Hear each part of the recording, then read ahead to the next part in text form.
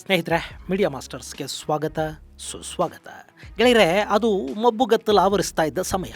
ಆ ರಸ್ತೆಯಲ್ಲಿ ಸ್ಟ್ರೀಟ್ ಲೈಟ್ಗಳು ಒಂದೊಂದೇ ಆನ್ ಆಗ್ತಾ ಇದ್ವು. ಜನನಿಬಿಡ ಪ್ರದೇಶ, ಸಣ್ಣ ರಸ್ತೆಗಳು, ಅಲ್ಲಿ ಸಾಕಷ್ಟು ಮಂದಿ ಓಡಾಡ್ತಲೂ ಇದ್ದರು. ಅದರಲ್ಲಿ ಒಂದಷ್ಟು ಜೋಡಿಗಳು ಮೆಲ್ಲಗೆ ಹೆಜ್ಜೆ ಹಾಕ್ತಾ ಇದ್ವು. ಅವರನ್ನು ಕಂಡು ಇನ್ನುಳಿದವರಿಗೆ ಏನೋ ಒಂಥರ ಅಸೂಯೆ, ಹೊಟ್ಟೆ ಕಿಚ್ಚು. ಅಲ್ಲಿ ಅದೊಂದು ಜೋಡಿ ತುಂಬ ನ್ಯೂನ್ಯವಾಗಿ ಫುಟ್ಪಾತ್ ಮೇಲೆ ನಡೀತಾ ಇತ್ತು. ಅವನ ಕೈಯಲ್ಲಿ ಚಾಕ್ಲೇಟ್ ಬಾಕ್ಸ್ ಇತ್ತು, ಅವಳ ಕೈಯಲ್ಲೊಂದು ಮ್ಯಾಪು. ಅವರು ಯಾವುದೋ ಸ್ಥಳವನ್ನು ಹುಡುಕ್ತಾ ಇದ್ರು. ಅವರ ಆ ನಡಿಗೆ ಪ್ರತಿಷ್ಠಿತ ನಗರದ ಗಲ್ಲಿಯೊಂದಕ್ಕೆ ಬಂತು. ಅಲ್ಲೊಂದು ದೊಡ್ಡ ಮನೆ. ಆ ಮನೆ ಮುಂದೆ ಕಾಸ್ಟ್ಲಿ ಕಾರೊಂದು ನಿಂತಿತ್ತು. ಅದರಲ್ಲೊಬ್ಬ ಡ್ರೈವರ್ ಕೂಡ ಕೂತಿದ್ದ. ಆಕೆಗೆ ಅದೇನೋ ಅನುಮಾನ. ಸರಿ, ಮ್ಯಾಪ್ ಹಿಡ್ಕೊಂಡವಳೆ ಆ ಡ್ರೈವರ್ ಹತ್ರಕ್ಕೆ ಹೋದ್ಲು. ಅವನನ್ನು ಏನೋ ಕೇಳ್ತಾ ಇದ್ಲು. ಬಹುಶಃ ಗಿಡ್ರಸ್ ಕೇಳ್ತಾ ಇದ್ಲೇನೋ. ಅಷ್ಟರಲ್ಲಿ ಸಡನ್ನಾಗಿ ಒಂದು ಗುಂಡು ಆ ಡ್ರೈವರ್ನ ಹಣೆಗೆ ಬೊಟ್ಟಿಟ್ಟುಬಿಡ್ತು. ಮರುಕ್ಷಣವೇ 8 ಜನರ ತಂಡವೊಂದು ಅಲ್ಲಿ ಕಾಣಿಸ್ಕೊಳ್ತು. ಅವರಲ್ಲಿದ್ದ ಮನೆಯೊಂದನ್ನು ಹೊಕ್ಕರು. ಅಲ್ಲಿ ನಿರಂತರವಾಗಿ ಗುಂಡಿನ ಮೊರೆತ ಕೇಳಿ ಬರುವುದಕ್ಕೆ ಶುರುವಾಯಿತು. ಹಾಗಾದರೆ ಅಲ್ಲಿ ನಿಜಕ್ಕೂ ನಡೆದದ್ದೇನು? ಆ ಪ್ರೇಮಿಗಳು ಯಾರು? ಡ್ರೈವರ್ಗೆ ಗುಂಡಿಟ್ಟವರು ಯಾರು? ಅದೊಂದು ಘಟನೆ ಹೇಗೆ ಜಗತ್ತಿನ ಭಯಾನಕ ಹಂಟಗಳ ಪೈಕಿ ಒಂದು ಅಂತ ಅನ್ನಿಸ್ಕೊಂಡು ಬಿಡ್ತು ಅನ್ನೋದ್ರ ಬಗ್ಗೆ ಒಂದಷ್ಟು ಮಾಹಿತಿಯನ್ನು ನಾವಿಲ್ಲಿ ನೋಡೋಣ. ಗೆಳೆಯರೆ, ಅದು ಜಗತ್ತು ಕಂಡ ಅತ್ಯಂತ ಭಯಾನಕ ಆಪರೇಷನ್. ಒಂದು ದೇಶದ ಕಮಾಂಡೋಗಳು ಮತ್ತೊಂದು ದೇಶಕ್ಕೆ ನುಗ್ಗಿ ಅಲ್ಲಿನ ಪೊಲೀಸರ ಕಣ್ ತಪ್ಪಿಸಿ ಟಾರ್ಗೆಟ್ ಒಬ್ಬನ ಮೇಲೆ ಸುಮಾರು 70ಕ್ಕೂ ಹೆಚ್ಚು ಬಾರಿ ಗುಂಡು ಹಾರಿಸಿ ಕೊಂದಿದ್ದಿದೆಯಲ್ಲ, ಅದು ಯಾವುದೇ ಸಿನಿಮಾ ಅಥವಾ ಡಿಟೆಕ್ಟಿವ್ ಕಾದಂಬರಿಗಿಂತ ಕಡಿಮೆ ಏನಲ್ಲ. ಅಂಥದ್ದೊಂದು ಘಟನೆಗೆ ಸಾಕ್ಷಿಯಾಗಿದ್ದು ಆಫ್ರಿಕಾದ ದೇಶ ಟ್ಯುನೇಷಿಯಾದ ರಾಜಧಾನಿ ನಗರ ಟ್ಯುನಿಸ್. ಹಾಗೆಯೇ ಅಲ್ಲಿ ಗುಂಡಿಗೆ ಬಲಿಯಾದವನು ಪ್ಯಾಲೆಸ್ತೀನಿ ನಾಯಕನಾಗಿದ್ದ ಅಬು ಜಿಹಾದ್. ಇಷ್ಟು ಕೇಳಿದ ಮೇಲೆ ಆ ಆಪರೇಷನ್ ಅನ್ನ ಯಾರು ಮಾಡಿರ್ತಾರೆ ಅನ್ನೋದನ್ನ ನಾನು ನಿಮಗೆ ಹೇಳಬೇಕಾಗಿಲ್ಲ. ಎಸ್, ಅದನ್ನು ಮಾಡಿದ್ದು ಜಗತ್ತಿನ ಅತ್ಯುತ್ತಮ ಬೇಹುಗಾರಿಕಾ ಸಂಸ್ಥೆಗಳ ಪೈಕಿ ಒಂದು ಅನ್ನಿಸಿಕೊಳ್ಳುವ ಮೊಸಾದ್ ಹಾಗೂ ಅದಕ್ಕೆ ಬೆನ್ನೆಲುಬಾಗಿ ಸದಾಕಾಲ ನಿಂತಿರುವ ಸೈರತ್ ಮಟ್ಕಲ್. ಇಲ್ಲಿ ಈ ರೋಚಕ ಕಥೆಯನ್ನ ಆರಂಭಿಸೋದಕ್ಕೂ ಮುನ್ನ ಈ ಆಪರೇಷನ್ಗೆ ಕಾರಣ ಏನು ಅನ್ನೋದನ್ನ ನಿಮಗೆ ಹೇಳ್ಬಿಡ್ತೀನಿ. ನಿಮ್ಮಲ್ಲಿ ಸಾಕಷ್ಟು ಜನಕ್ಕೆ ಇಸ್ರೇಲ್ ಮತ್ತು ಪ್ಯಾಲೆಸ್ತೀನ್ ನಡುವಿನ ಸಂಘರ್ಷದ ಅರಿವಿದೆ ಅಲ್ವಾ? ಆ ಸಂಘರ್ಷ ಇವತ್ತಿಗೂ ಮುಂದುವರಿತಾ ಇದೆ. ಅಲ್ಲಿ ಬಲಿಯಾದವರು ಎಷ್ಟು ಅನ್ನೋದನ್ನ ಲೆಕ್ಕ ಇಡೋದಕ್ಕೆ ಇವತ್ತಿಗೂ ಸಾಧ್ಯ ಆಗಿಲ್ಲ. ಅಂತ ಹೋರಾಟದಲ್ಲಿ ಮುಂಚೂಣಿಯಲ್ಲಿದ್ದ ಹೆಸರು ಯಾಸರ್ ಅರಾಫತ್. ಅವರ ಜೊತೆ ಪ್ಯಾಲೆಸ್ತೀನ್ ಲಿಬರೇಷನ್ ಆರ್ಗನೈಸೇಷನ್ ನಲ್ಲಿ ಖಲೀಲ್ ಅಲ್ ವಜೀರ್ ಅನ್ನೋನೊಬ್ಬ ಇದ್ದ. ಅವನು ಫತಾ ಅನ್ನೋ ಪಕ್ಷದ ಸಂಸ್ಥಾಪಕರ ಪೈಕಿ ಒಬ್ಬನಾಗಿದ್ದ. ಅವನಲ್ಲಿನ ಮಿಲಿಟರಿ ವಿಂಗ್ನ ಮುಖ್ಯಸ್ಥ ಕೂಡ ಆದ. ಹಾಗೆ ವಜೀರ್ ಇಸ್ರೇಲ್ ಅಲ್ಲಿ ಪ್ಯಾಲೆಸ್ತೀನ್ ಲಿಬರೇಷನ್ ಆರ್ಗನೈಸೇಷನ್ ನಡೆಸಿದ್ದ ಎಲ್ಲ ಅಟ್ಯಾಕ್ಗಳ ಹಿಂದಿನ ಮಾಸ್ಟರ್ ಮೈಂಡ್ ಅನ್ನಿಸ್ಕೊಂಡ. ಈ ವಿಷಯ ಇಸ್ರೇಲ್ಗೂ ಗೊತ್ತಿತ್ತು. ಹೀಗಿರುವಾಗಲೇ 1988ರಲ್ಲಿ ಪ್ಯಾಲೆಸ್ತೀನಿ ಉಗ್ರರು ಇಸ್ರೇಲ್ನ ನಗೇವ್ ಮರುಭೂಮಿ ಬಳಿಯಲ್ಲಿನ ಡೈಮೋನಾ ಪವರ್ ಪ್ಲಾಂಟ್ ಸಮೀಪ ಒಂದು ಬಸ್ ಅನ್ನ ಅಪಹರಿಸಿಬಿಟ್ರು. ಆ ಬಸ್ಸಲ್ಲಿ ಹೆಚ್ಚಿನ ಪ್ರಮಾಣದಲ್ಲಿ ಮಹಿಳೆಯರಿದ್ರು. ಹೀಗಾಗಿ ಅದನ್ನ ಇಸ್ರೇಲ್ ಮದರ್ಸ್ ಬಸ್ ಹೈಜಾಕ್ ಅಂತ ಕರೀತು. ಆ ಬಸ್ಸಲ್ಲಿದ್ದ 3ರನ್ನ ಪ್ಯಾಲೆಸ್ತೀನಿ ಉಗ್ರರು ಕೊಂದು ಹಾಕಿದ್ರು. ಆ ಸಂದರ್ಭದಲ್ಲಿ ನಡೆದ ಕಾರ್ಯಾಚರಣೆಯಲ್ಲಿ ಇಸ್ರೇಲ್ ಕೂಡ 3 ಪ್ಯಾಲೆಸ್ತೀನಿ ಉಗ್ರರನ್ನ ಹೊಡೆದು ಹಾಕ್ತು. ಆ ಬಸ್ ಅಟ್ಯಾಕ್ ಇಸ್ರೇಲ್ನ ನಿದ್ದೆಗೆಡಿಸ್ತು. ಯಾಕೆಂದ್ರೆ ಇನ್ನು ಮುಂದಿನ ದಿನಗಳಲ್ಲಿ ಕೂಡ ಇದೇ ರೀತಿ ಪ್ಯಾಲೆಸ್ತೀನಿಗಳು ಅಟ್ಯಾಕ್ ಮಾಡೋ ಸಾಧ್ಯತೆಗಳು ಹೆಚ್ಚಿವೆ ಅನ್ನೋದು ಇಸ್ರೇಲ್ಗೆ ಗೊತ್ತಿತ್ತು. ಇದೇ ಸಂದರ್ಭದಲ್ಲೇ ಇಸ್ರೇಲ್ ಅಲ್ಲಿದ್ದ ಪ್ಯಾಲೆಸ್ತೀನಿಗಳು ಮೊದಲ ಇಂತಿಫಾದಾ ಘೋಷಣೆ ಮಾಡಿದ್ರು. ಗೆಳೆಯರೆ, ಇಂತಿಫಾದಾ ಅನ್ನೋದೊಂದು ಅರಬಿಕ್ ಪದ. ಹಾಗಂದ್ರೆ ಅರ್ಥ ರಿವೋಲ್ಟ್ ಅಥವಾ ಬಂಡಾಯ ಅಂತ. 1987ರ ಡಿಸೆಂಬರಲ್ಲಿ ಶುರುವಾದ ಈ ಇಂತಿಫಾದಾದ ದಾಳಿಗಳು 1993ರವರೆಗೆ ಮುಂದುವರಿತಾ ಹೋದವು. ಆದರೆ 1988ರ ಸಮಯದಲ್ಲಿ ದಾಳಿಗಳು ತೀವ್ರ ಸ್ವರೂಪವನ್ನು ಪಡ್ಕೊಂಡ್ವು. ಹೀಗಾಗಿನೇ ಇಸ್ರೇಲ್ ಸರ್ಕಾರ ಇದಕ್ಕೊಂದು ಪರಿಹಾರವನ್ನ ಕಂಡುಹಿಡಿಯಬೇಕು ಅಂತ ಯೋಚಿಸಿತು. ಅವತ್ತಿಗೆ ಇಸ್ರೇಲ್ನ ಪ್ರಧಾನಿಯಾಗಿದ್ದದ್ದು ಇಟ್ಸಾಕ್ ಶಮೀರ್. ಹಾಗೆ ಡಿಫೆನ್ಸ್ ಮಿನಿಸ್ಟರ್ ಆಗಿ ಇಟ್ಸಾಕ್ ರಾಬಿನ್ ಇದ್ರು. ಸೊ ಅಲ್ಲಿ ಬಸ್ ಅಟ್ಯಾಕ್ ಹಾಗೂ ಮೊದಲ ಇಂತಿಫಾದಾದ ಮೂಲ ಬೇರುಗಳನ್ನ ಹುಡುಕೋದಿಕ್ಕೆ ರಾಬಿನ್ ಮೊಸಾದ್ಗೆ ಆದೇಶವನ್ನು ಕೊಟ್ಟರು. ಅಲ್ಲಿ ಮೊಸಾದ್ ನಡೆಸಿದ ಕಾರ್ಯಾಚರಣೆಗಳು ಹಾಗೂ ಜಾಸೂಸಿಯಿಂದ ಆ ದಾಳಿಗಳ ಹಿಂದೆ PLO ನಾಯಕ ಅಬು ಜಿಹಾದ್ ಇದ್ದಾನೆ ಅನ್ನೋದು ಗೊತ್ತಾಯ್ತು. ಸೊ ಇಸ್ರೇಲ್ ಅಬು ಜಿಹಾದ್ನ ಹುಡುಕೋ ಪ್ರಯತ್ನವನ್ನ ಶುರು ಮಾಡ್ತು. ಅದು ಕೂಡ ಟಿಪಿಕಲ್ ಮೊಸಾದ್ ಸ್ಟೈಲ್ ಅಲ್ಲಿ. ಸ್ನೇಹಿತರೆ, ಈ ಅಬು ಜಿಹಾದ್ ಅಲಿಯಾಸ್ ಖಲೀಲ್ ಅಲ್ ವಜೀರ್ 1960ರ ಹೊತ್ತಿಗೆ ಅವನು ಪ್ಯಾಲೆಸ್ತೀನಿ ನಾಯಕನಾಗಿ ಗುರುತಿಸಿಕೊಳ್ತಾನೆ. 1968ರಲ್ಲಿ ಜೋರ್ಡಾನ್ ರಾಜನ ವಿರುದ್ಧ PLO ನಡೆಸಿದ್ದ ಬ್ಯಾಟಲ್ ಆಫ್ ಕರ್ಮೆನಲ್ಲಿ ಇವನು ಭಾಗಿಯಾಗಿದ್ದ. ಅಷ್ಟೇ ಅಲ್ಲ, ಜೋರ್ಡಾನ್ನ ನಾಗರಿಕ ಸಂಘರ್ಷದಲ್ಲಿ ಕೂಡ ಇವನು ಪ್ರಮುಖ ಪಾತ್ರವನ್ನು ವಹಿಸಿದ್ದ.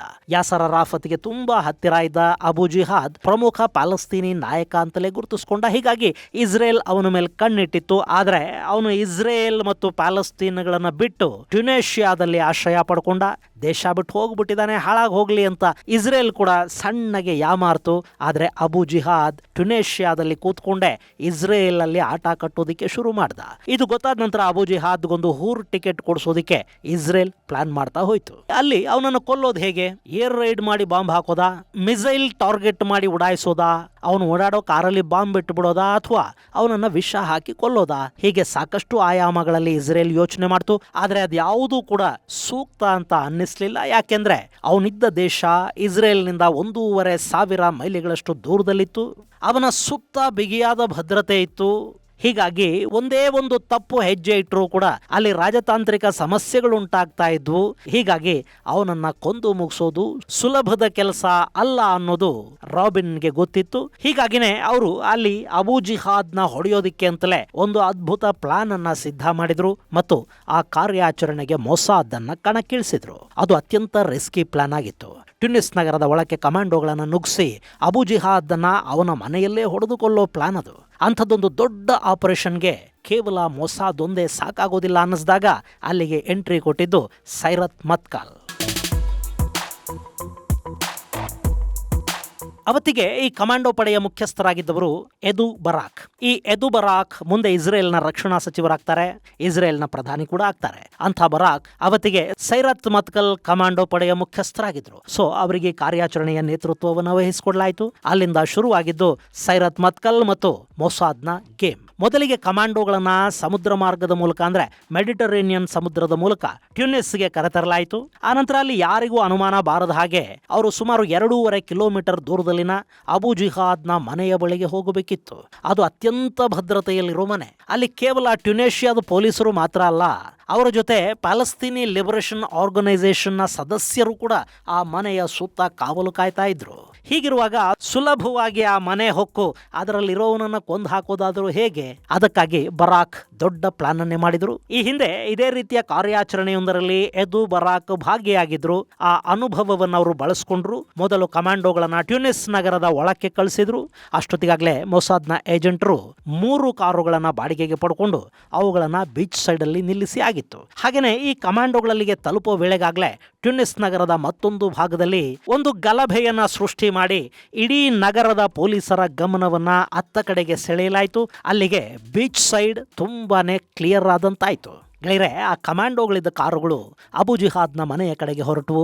ಹಾಗಂತ ಆ ಮನೆಯವರೆಗೂ ಕಾರಲ್ಲೇ ಹೋಗಿ ಅಲ್ಲಿ ದಡ ದಡ ಎಳೆದು ಏಕಾಏಕಿ ಫೈರ್ ಮಾಡೋದಕ್ಕೂ ಸಾಧ್ಯ ಆಗ್ತಾ ಇರಲಿಲ್ಲ. ಯಾಕೆಂದ್ರೆ ಆ ಮನೆಯ ಸುತ್ತ ಮತ್ತು ಆ ರಸ್ತೆಯಲ್ಲಿ ಕೂಡ ವಿಪರೀತ ಭದ್ರತೆ ಇತ್ತು. ಅಲ್ಲಿಗೆ ಯಾರೇ ಬಂದರೂ ಅವರನ್ನ ಪರೀಕ್ಷಿಸಿ ಒಳಗೆ ಬಿಡಲಾಗ್ತಾ ಇತ್ತು. ಹೀಗಾಗಿ ಮುಖ್ಯ ರಸ್ತೆಯಲ್ಲೇ ಕಾರನ್ನು ನಿಲ್ಲಿಸಿದ ಕಮಾಂಡೋಗಳು ಅಲ್ಲಿಂದ ನಡ್ಕೊಂಡೇ ಅಬು ಮನೆಯ ಕಡೆಗೆ ಹೋಗೋ ಪ್ಲಾನ್ ಮಾಡ್ಕೊಂಡ್ರು. ಇಲ್ಲಿ ಇದಿಷ್ಟೇ ಸಾಕಾಗ್ತಾ ಇರಲಿಲ್ಲ. ಹಾಗೆ ಹೋದ ಕಮಾಂಡೋಗಳು ಮನೆಯ ಒಳಗೆ ನುಗ್ಗಿ ಅಲ್ಲಿ ಟಾರ್ಗೆಟ್ ಇಲ್ಲದೆ ಇದ್ರೆ ಆ ಇಡೀ ಕಾರ್ಯಾಚರಣೆ ವಿಫಲವಾಗುತ್ತೆ. ಅಷ್ಟೇ ಅಲ್ಲ, ಅವನು ಅಲರ್ಟ್ ಆಗ್ತಾನೆ. ಒಮ್ಮೆ ಟಾರ್ಗೆಟ್ ಅಲರ್ಟ್ ಆಯ್ತು ಅಂದ್ರೆ ಮತ್ತದನ್ನ ಹೊಡೆಯೋದು ಕಷ್ಟ ಆಗುತ್ತೆ. ಹೀಗಾಗಿ ಅವನು ಮನೇಲೇ ಇದ್ದಾನೆ ಅನ್ನೋದನ್ನು ಕೂಡ ಅಲ್ಲಿ ಖಚಿತಪಡಿಸ್ಕೊಂಡು ಈ ಕಮಾಂಡೋ ಟೀಮ್ ಆಪರೇಷನ್ಗೆ ಗ್ರೀನ್ ಸಿಗ್ನಲ್ ಅನ್ನ ಕೊಡಬೇಕಿತ್ತು. ಅದಕ್ಕಾಗಿ ಅಲ್ಲಿ ಮತ್ತೊಂದು ಪ್ಲಾನ್ ಕೂಡ ಸಿದ್ಧ ಆಯಿತು. ಇಸ್ರೇಲಿನ ಪೊಲೀಸರು ವೆಸ್ಟ್ ಬ್ಯಾಂಕ್ ಅಲ್ಲಿ ಅಬು ಜಿಹಾದ್ನ ಸಂಬಂಧಿಯೊಬ್ಬನನ್ನ ಅರೆಸ್ಟ್ ಮಾಡಿದ್ರು. ಆ ಸುದ್ದಿಯನ್ನ ಅಬುಗೆ ತಲುಪಿಸೋದಿಕ್ಕೆ ಅವನು ಮನೆಗೆ ಮೊಸಾದ್ ಕಾಲ್ ಮಾಡ್ತು. ಅಲ್ಲಿ ಅರೆಸ್ಟ್ ಆದವನ ಸಂಬಂಧಿಗಳ ತರ ಮಾತಾಡೋದಿಕ್ಕೆ ಶುರು ಮಾಡಿದ ಮೊಸಾದ್ ಏಜೆಂಟರು ಅಬುಗೆ ವಿಷಯ ತಿಳಿಸ್ತಾರೆ. ಇದೆಲ್ಲ ಆಗುವಾಗ ಅಬು ದನಿಯನ್ನ ಗುರುತಿಸೋದಿಕ್ಕೆ ಅಲ್ಲಿಗೆ ಎಕ್ಸ್ಪರ್ಟ್ಸ್ ಅನ್ನ ಕೂಡ ಕರೆಸ್ತಾರೆ. ಇಸ್ರೇಲ್ನಿಂದ ಕಾಲ್ ಮಾಡಿದ ಮೊಸಾದ್ ಏಜೆಂಟ್ರು ವೆಸ್ಟ್ ಬ್ಯಾಂಕ್ ಅರೆಸ್ಟ್ ಬಗ್ಗೆ ಹೇಳಿದ ಕೂಡಲೇ ಅತ್ತಲಿನ ದನಿ, ನೀವು ಹೆದರಬೇಡಿ, ನಾವೆಲ್ಲ ನೋಡ್ಕತೀವಿ, ಧೈರ್ಯವಾಗಿರಿ ಅಂತ ಹೇಳುತ್ತೆ. ಆ ದನಿಯನ್ನ ಕೇಳಿಸ್ಕೊಂಡ ಎಕ್ಸ್ಪರ್ಟ್ ಇದು ಅಬು ಜಿಹಾದ್ನದ್ದೇ ದನಿ ಅಂತ ಖಚಿತಪಡಿಸ್ತಾರೆ. ಅಲ್ಲಿಗೆ ಅಬು ಮನೇಲಿದ್ದಾನೆ ಅನ್ನೋದು ಖಚಿತವಾಗುತ್ತೆ. ಆಪರೇಷನ್ಗೆ ಗ್ರೀನ್ ಸಿಗ್ನಲ್ ಕೂಡ ಸಿಗುತ್ತೆ. ಮತ್ತೊಂದು ಕಡೆ ಟ್ಯುನಿಸ್ ನಗರದಲ್ಲಿನ ಕಮಾಂಡೋಗಳು ಮನೆಯ ಕಡೆಗೆ ಮುನ್ನಡಿತಾ ಇದ್ರು. ಅಲ್ಲಿ ಸುಮ್ಮನೆ 10 ಜನ ಒಟ್ಟೊಟ್ಟಿಗೆ ಹೋದ್ರೆ ಅನುಮಾನ ಬರುತ್ತೆ ಅಲ್ವಾ? ಹೀಗಾಗಿ ಅಲ್ಲಿ ಕೆಲವರು ಹೆಣ್ಣು ಮಕ್ಕಳ ವೇಷ ಹಾಕೊಂಡಿದ್ರು. ಯುವತಿಯರ ಹಾಗೆ ಬಟ್ಟೆ ಹಾಕೊಂಡು ತಮ್ಮ ಬಾಯ್ ಫ್ರೆಂಡ್ಸ್ ಜೊತೆ ನಡ್ಕೊಂಡು ಹೋಗೋರ ತರ ಅವರು ಆಕ್ಟ್ ಮಾಡ್ತಾ ಇದ್ರು. ಆ ಮೂಲಕ ಅಬು ಇದ್ದ ಮನೆಯ ಬಳಿಗೆ ಅವರು ಬಂದ್ರು. ಅಲ್ಲಿ ಆ ತಂಡವನ್ನ ಪೈಲಟ್ ಮಾಡ್ತಾ ಇದ್ದವರು ಕೂಡ 2 ಕಮಾಂಡೋಗಳೇ. ಆ ಪೈಕಿ ಒಬ್ಬನ ಕೈಯಲ್ಲಿ ಚಾಕ್ಲೇಟ್ ಬಾಕ್ಸ್ ಇತ್ತು. ಆದ್ರೆ ಅದರಲ್ಲಿ ಇದ್ದದ್ದು ಚಾಕ್ಲೇಟ್ ಅಲ್ಲ, ಬದಲಾಗಿ ಪಿಸ್ಟಲ್ ಇತ್ತು. ಇನ್ನು ಆ ಹುಡುಗಿ ವೇಷದಲ್ಲಿದ್ದವನ ಕೈಯಲ್ಲಿ ಮ್ಯಾಪ್ ಇತ್ತು. ಅಲ್ಲಿ ಅಡ್ರೆಸ್ ಕೇಳೋ ನೆಪದಲ್ಲಿ ಆ ಕಮಾಂಡೋ ಅಬುನ ಕಾರ್ ಡ್ರೈವರ್ ಹತ್ರಕ್ಕೆ ಬಂದ. ಅಲ್ಲಿ ಅಬು ಡ್ರೈವರ್ ಅಡ್ರೆಸ್ ಹೇಳೋದಿಕ್ಕೆ ಅಂತ ಮ್ಯಾಪ್ ಅನ್ನ ನೋಡ್ತಾ ಇರುವಾಗಲೇ ಮತ್ತೊಬ್ಬ ಕಮಾಂಡೋ ಅವನ ಹಣೆಗೆ ಶೂಟ್ ಮಾಡಿಬಿಟ್ಟ. ಆ ಬಳಿಕ ಇವರ ಹಿಂದೆ ಬರ್ತಾ ಇದ್ದ ಇನ್ನಿತರ ಕಮಾಂಡೋಗಳೆಲ್ಲ ಸೇರಿ ಅಬು ಮನೆಯ ಒಳಕ್ಕೆ ನುಗ್ಗೇ ಬಿಟ್ರು. ಅಲ್ಲೊಂದು ರಣರೋಚಕ ಫೈರಿಂಗ್ ಆಯಿತು. ಸೈರತ್ ಮತ್ಕಲ್ನ ಏಜೆಂಟ್ರು ಅಬುನ ಬಾಡಿಗಾರ್ಡ್ಸ್ ಅನ್ನ ಕೊಂದು ಹಾಕಿದ್ರು. ಅಬುಗಾಗಿ ಹುಡುಕಾಟ ಶುರುವಾಯಿತು. ಅವನು ಬಂದೂಕಿನ ಸದ್ದು ಕೇಳಿಸ್ಕೊಂಡು ಮಹಡಿ ಮೇಲಿನ ಕೊಠಡಿಯೊಂದರಲ್ಲಿ ಅಡಗಿ ಕೂತಿದ್ದ. ಆದರೆ ಅವನ ಮುಂದೆ ಇಸ್ರೇಲಿ ಕಮಾಂಡೋಗಳ ರೂಪದಲ್ಲಿ ಸಾವೇ ಬಂದು ನಿಂತಿತ್ತು. ಅವನಿಗಲ್ಲಿ ಮಾತಾಡೋದಕ್ಕೊಂದು ಅವಕಾಶವನ್ನೂ ಕೊಡದೆ ಅವನ ಮೇಲೆ ಗುಂಡಿನ ಮಳೆ ಸುರಿಸೋದಕ್ಕೆ ಇವರು ಶುರು ಮಾಡಿದ್ರು. ಅಲ್ಲಿ ಅವನ ದೇಹವನ್ನ 54ರಿಂದ 70 ಗುಂಡುಗಳು ಹೊಕ್ಕಿದ್ವು ಅಂತ ಹೇಳ್ತಾರೆ. ಅಲ್ಲಿಗೆ ಇಸ್ರೇಲಿಗೆ ದೊಡ್ಡ ಥ್ರೆಟ್ ಅನ್ನಿಸ್ಕೊಂಡಿದ್ದ ಅಬೂನ ದೇಶವಲ್ಲದ ದೇಶದಲ್ಲಿ ಅವನದ್ದೇ ಬಾಡಿಗೆ ಗಾರ್ಡ್ಗಳ ನಡುವೆ ಅವನದ್ದೇ ಮನೆಯಲ್ಲಿ ಇಸ್ರೇಲ್ ಕೊಂದು ಹಾಕ್ತು. ಗೆಳೆಯರೆ, ಅಲ್ಲಿ ಅಬೂನ ಕೊಲ್ಲೋ ಸಂದರ್ಭದಲ್ಲಿ ಮತ್ತೊಂದು ಘಟನೆ ನಡೆಯುತ್ತೆ. ಅಬು ಮೇಲೆ ಗುಂಡು ಹಾರಿಸಿ ಇನ್ನೇನು ಇವರು ಹೊರಗೆ ಬರಬೇಕು ಅಷ್ಟೊತ್ತಿಗೆ ಅವನ ಹೆಂಡತಿ ಮನೆಯೊಳಕ್ಕೆ ಬರ್ತಾಳೆ. ಆದರೆ ಆಕೆಯನ್ನು ಕಮಾಂಡೋಗಳು ಏನೂ ಮಾಡೋದಕ್ಕೆ ಹೋಗಲಿಲ್ಲ. ಅವಳನ್ನು ಜೀವಸಹಿತ ಅಲ್ಲಿ ಬಿಟ್ಟು ಇವರು ಅಲ್ಲಿಂದ ತಾವು ಬಂದ ಅದೇ ಕಾರುಗಳ ಮೂಲಕ ಬೀಚ್ ಹತ್ರಕ್ಕೆ ವಾಪಸ್ಸು ಬಂದರು. ಅವರಿಗಾಗಿ ಅಲ್ಲಿ ರಬ್ಬರ್ ಬೋಟುಗಳು ಕಾಯ್ತಾ ಇದ್ವು. ಅವುಗಳ ಮೂಲಕ ಅಲ್ಲಿಂದ ತಪ್ಪಿಸ್ಕೊಂಡು ತಾವು ತಲುಪಬೇಕಾದ ಸ್ಥಳಕ್ಕೆ ತಲುಪಿಕೊಂಡ್ರು. ಇನ್ನು ಈ ಆಪರೇಷನ್ನ ಮತ್ತೊಂದು ವಿಶೇಷ ಅಂದ್ರೆ ಈ ಕಾರ್ಯಾಚರಣೆಯ ನೇತೃತ್ವವನ್ನು ವಹಿಸಿದ್ದ ಎದು ಬರಾಕ್ ಹಾರಾಡುವ ಕಂಟ್ರೋಲ್ ರೂಮ್ ಅಲ್ಲಿ ಅಂದ್ರೆ ವಿಮಾನದಲ್ಲಿ ಕೂತ್ಕೊಂಡು ಮೆಡಿಟರೇನಿಯನ್ ಸಮುದ್ರದ ಮೇಲೆ ಹಾರಾಡ್ತಾ ಈ ಆಪರೇಷನ್ ನ ಕ್ಷಣದ ಮಾಹಿತಿಯನ್ನು ಪಡ್ಕೊಳ್ತಾ ಇಡೀ ಆಪರೇಷನ್ ಅನ್ನ ಗೈಡ್ ಮಾಡ್ತಾರೆ. ಇದೇ ಬರಾಕ್ ಮುಂದೆ ಇಸ್ರೇಲಿ ಸೇನಾ ಮುಖ್ಯಸ್ಥರಾಗಿ, ಪ್ರಧಾನಿಯಾಗಿ, ರಕ್ಷಣಾ ಸಚಿವರಾಗಿ ಕಾರ್ಯನಿರ್ವಹಿಸಿದ್ರು ಅನ್ನೋದು ಇಲ್ಲಿ ಮತ್ತೊಂದು ವಿಶೇಷ. ಅಲ್ಲಿಗೆ ಇಸ್ರೇಲ್ ತನ್ನ ವಿರೋಧಿಗಳನ್ನ ಯಾವುದೇ ದೇಶದಲ್ಲಿ, ಯಾವುದೇ ಮೂಲೆಯಲ್ಲಿ, ಯಾವುದೇ ಬಿಲದಲ್ಲಿ ಅಡಗಿದ್ರೂ ಬಿಡೋದಿಲ್ಲ ಅನ್ನೋದನ್ನ ಮತ್ತೊಮ್ಮೆ ಜಗತ್ತಿಗೆ ಸಾರಿ ಹೇಳ್ತು. ಹಾಗೆ ಈ ಆಪರೇಷನ್ ಜಗತ್ತಿನ ಅತ್ಯಂತ ಭಯಾನಕ ಆಪರೇಷನ್ಗಳ ಪೈಕಿ ಒಂದಾಗಿ ಗುರುತಿಸ್ಕೊಳ್ತು. ಇನ್ನು ಈ ಹತ್ಯೆಗೆ ಜಾಗತಿಕ ಮಟ್ಟದಲ್ಲಿ ತೀವ್ರ ಆಕ್ರೋಶ ವ್ಯಕ್ತವಾಗುತ್ತೆ. ಟ್ಯುನೇಷಿಯಾದ ಸಾರ್ವಭೌಮತ್ವವನ್ನು ಉಲ್ಲಂಘಿಸಿದ್ದಕ್ಕಾಗಿ ವಿಶ್ವಸಂಸ್ಥೆಯ ಭದ್ರತಾ ಮಂಡಳಿ UN ರೆಸಲ್ಯೂಷನ್ 611 ಈ ದಾಳಿಯನ್ನು ತೀವ್ರವಾಗಿ ಖಂಡಿಸುತ್ತೆ. ಆದರೆ ಇಸ್ರೇಲ್ ಮಾತ್ರ ಇದಕ್ಕೂ ನಮಗೂ ಯಾವ ಸಂಬಂಧನೂ ಇಲ್ಲ ಅಂತಲೇ ಹೇಳ್ತಾ ಬಂತು. ಸುಮಾರು 25 ವರ್ಷಗಳ ಕಾಲ ಅವರು ಈ ದಾಳಿಗೂ ನಮಗೂ ಸಂಬಂಧ ಇಲ್ಲ ಅಂತಲೇ ಹೇಳ್ಕೊಂಡು ಬಂದರು. ಆದರೆ 2012 ನವೆಂಬರ್ ಅಲ್ಲಿ ಸೈರತ್ ಮತ್ಕಲ್ ಪಡೆಯ ಕಮಾಂಡೋ ನಾಹುಮ್ ಲೇವ್ ಎಂಬಾತ ಅಬು ಜಿಹಾದ್ಗೆ ಮೊದಲು ಗುಂಡು ಹಾರಿಸಿದ್ದು ನಾನೇ ಅಂತ ಒಂದು ಇಂಟರ್ವ್ಯೂಲಿ ಒಪ್ಕೋತಾನೆ. ಈ ನಾಹುಮ್ಗೆ ಈ ವಿಷಯವನ್ನು ಬಹಿರಂಗಪಡಿಸೋದಕ್ಕೆ, ಇಂಟರ್ವ್ಯೂ ಕೊಡೋದಕ್ಕೆ ಇಸ್ರೇಲ್ ಸರ್ಕಾರ ಅನುಮತಿಯನ್ನು ಕೂಡ ಕೊಡುತ್ತೆ. ಅಲ್ಲಿ ಮೊದಲು ಗುಂಡು ಹಾರಿದ್ದು ನನ್ನ ಬಂದೂಕಿನಿಂದಲೇ, ಹಾಗೆ ಗುಂಡು ಹಾರಿಸಿ ಅವನನ್ನು ಕೊಲ್ಲುವಾಗ ನನಗೆ ಯಾವ ಹಿಂಜರಿಕೆಯೂ ಇರಲಿಲ್ಲ ಅಂತ ಈ ಕಮಾಂಡೋ ಹೇಳಿಕೊಂಡ. ಈ ಮೂಲಕ ಸೈರತ್ ಮತ್ಕಲ್ ಅಬು ಜಿಹಾದ್ ಹತ್ಯೆಯ ಹೊಣೆಯನ್ನು ಹೊತ್ಕೊಳ್ಳೋದರ ಜೊತೆಗೆ ಶತ್ರುಗಳನ್ನು ಯಾವುದೇ ಕಾರಣಕ್ಕೂ ನಾವು ಕ್ಷಮಿಸೋ ಮಾತೇ ಇಲ್ಲ ಅನ್ನೋ ಸಂದೇಶವನ್ನು ಜಗತ್ತಿಗೆ ಕೊಡ್ತು. ಇದುಗಳೇ ಇಸ್ರೇಲ್ ನಡೆಸಿದ್ದ ಭಯಾನಕ ಕಾರ್ಯಾಚರಣೆ ಕುರಿತಾದ ಒಂದಷ್ಟು ಮಾಹಿತಿ. ಮುಂದಿನ ಸಂಚಿಕೆಯಲ್ಲಿ ಮತ್ತಷ್ಟು ವಿಶೇಷಗಳ ಜೊತೆ ಮತ್ತೆ ಭೇಟಿಯಾಗೋಣ. ಅಲ್ಲಿವರೆಗೆ ಜೈ ಹಿಂದ್, ಜೈ ಕರ್ನಾಟಕ.